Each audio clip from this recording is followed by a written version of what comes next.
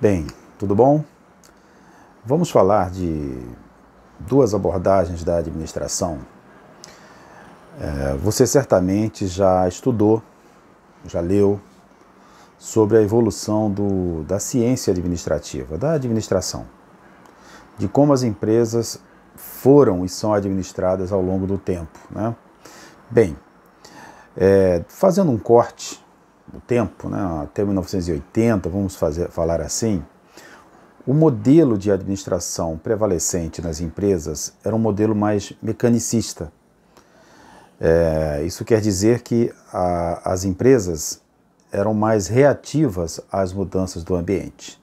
A partir de então, em função das mudanças que foram ocorrendo, o modelo adotado por boa parte delas, e cada vez mais adotado, é um modelo mais orgânico, que tenta acompanhar ou se antecipar às mudanças ambientais.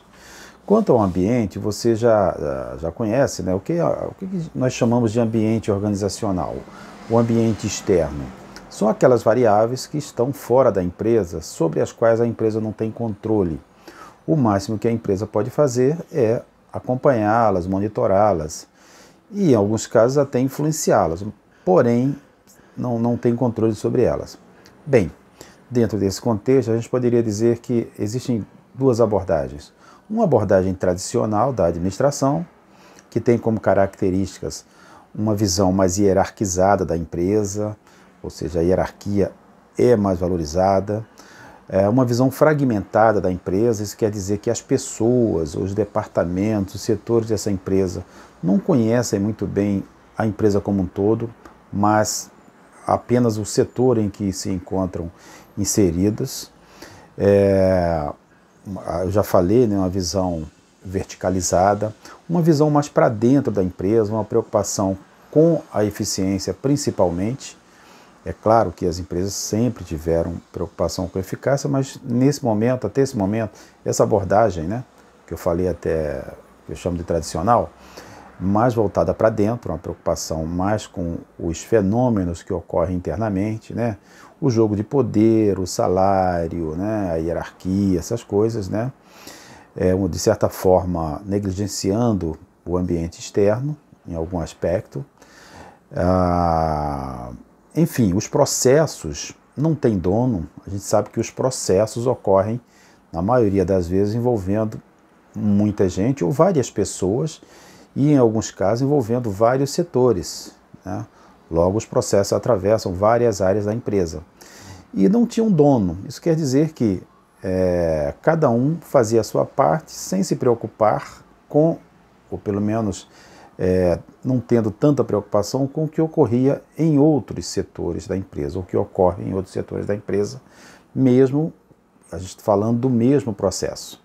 Bem, com as mudanças que ocorreram no ambiente, ou seja, uma concorrência muito maior, a possibilidade das pessoas comprarem e adquirirem bens e serviços em mais locais, em mais empresas, ou seja, mais fornecedores, uma concorrência maior, mudança rápida da tecnologia, uma exigência muito maior do consumidor, inclusive exigência legal, a sociedade mais exigente com relação à sustentabilidade, com relação à responsabilidade social, etc.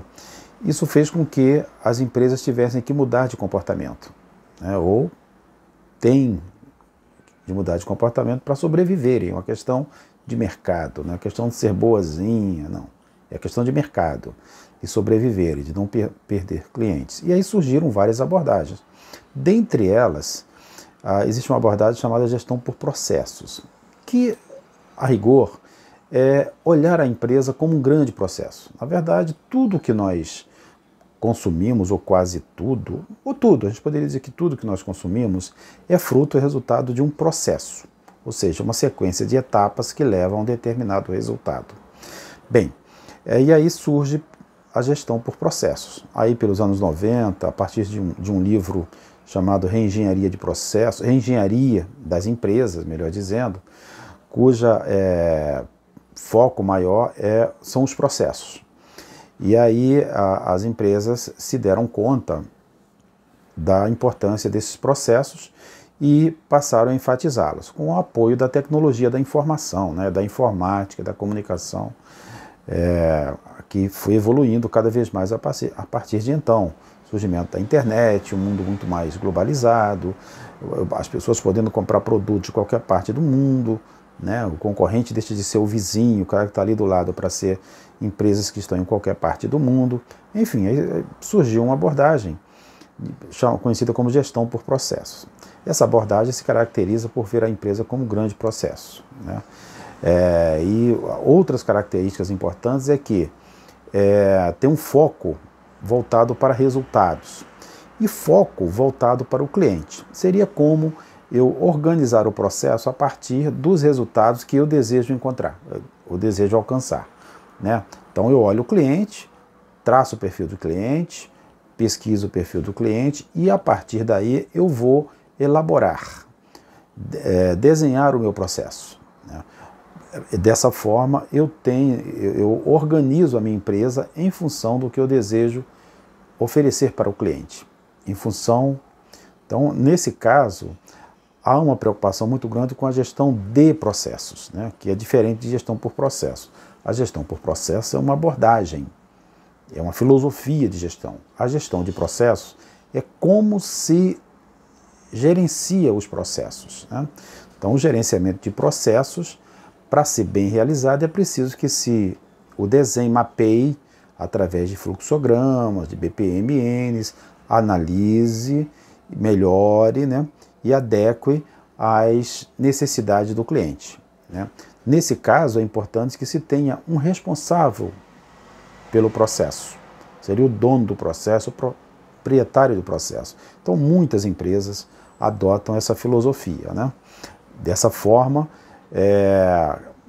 acompanhando melhor os processos, evita-se que problemas venham a acontecer, ou se antecipa-se aos problemas, evitando-os, né? Dessa forma, sendo mais proativa, a administração sendo mais proativa. Então, há um proprietário de processo. Uma outra noção importante, outro conceito importante, é que é a visão do cliente interno, né? A gente costuma falar que o cliente tem sempre razão. Isso é um chavão. Claro que nem sempre o cliente tem razão, mas é um chavão importante, porque nos coloca, né, ou coloca-nos a visão do cliente como a figura mais importante. As organizações, seja uma igreja, uma empresa, uma ONG, um sindicato, uma cooperativa, elas existem para atender alguém. Esse alguém é o cliente. A gente poderia chamar do cliente ou um cidadão, né, no caso do serviço público e tal. Mas no meio empresarial, a gente costuma dizer que o cliente tem sempre razão. Então, o objetivo é evitar que esse cliente fique insatisfeito, né? O objetivo é deixá-lo satisfeito, é fazer com que ele volte, continue comprando. Não é só realizar uma venda, é continuar, de que esse cliente continue comprando da sua empresa o bem ou o serviço que você produz. Então, a gestão por processos ajuda nesse objetivo na medida em que se gerencia melhor os processos.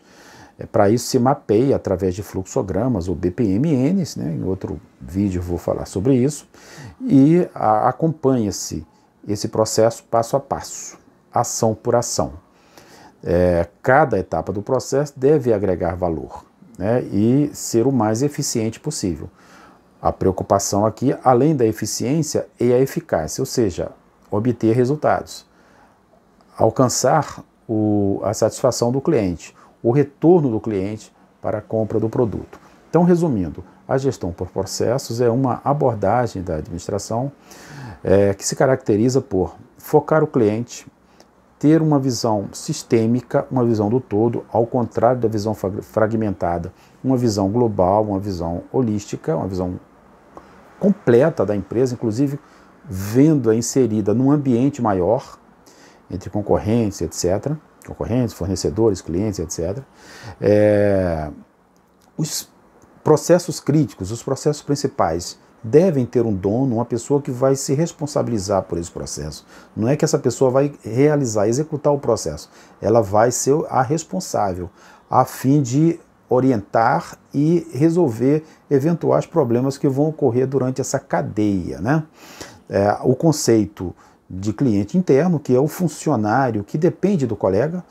O funcionário que depende do seu colega para realizar o seu trabalho, ele é cliente desse colega. Portanto, ele tem que ser visto pelo colega como cliente. O cliente não tem sempre razão, então o colega terá que fornecer para ele as informações, a documentação, o material necessário para que ele realize da melhor maneira o trabalho dele também, até chegar ao cliente final. Então a gente chamaria isso de cadeia de clientes, né? Uma observação também importante sobre a gestão por processos é que o processo ele nunca está bom, ele sempre pode ser melhorado. Então, o mapeamento do processo possibilita que se melhore esse processo, se analise e se melhore esse processo continuamente. É a melhoria contínua do processo. Então, a gestão por processo tem foco no cliente, né? Como eu já falei, foco nos resultados, uma visão sistêmica, os processos são realizados ou são organizados em função do que se deseja produzir, ou seja, do que o cliente espera receber, e há uma diferença entre gestão por processo e gestão de processo. A gestão por processo é a filosofia, a gestão de processo é a forma como se gerencia esse processo. Talvez você encontre em alguns textos, livros, etc., essas duas expressões, gestão por processo e gestão de processo, como se fosse a mesma coisa. Mas é uma sutileza aí, né? Já que a gente está falando da gestão por processo, é bom diferenciar para mostrar que é importante ter uma noção. Os processos também podem ser classificados em processos de negócios, em processos gerenciais, em processos organizacionais. Existem processos longos que atravessam várias áreas, a gente chama de macroprocessos, e quando a gente pega uma etapa do processo para estudar, a gente diz que está estudando um subprocesso, ou seja, macroprocesso e subprocesso. Ok? Espero que tenha sido claro. Peço que você clique aí no botãozinho de curtir, compartilhe e se inscreva no canal. Um abraço.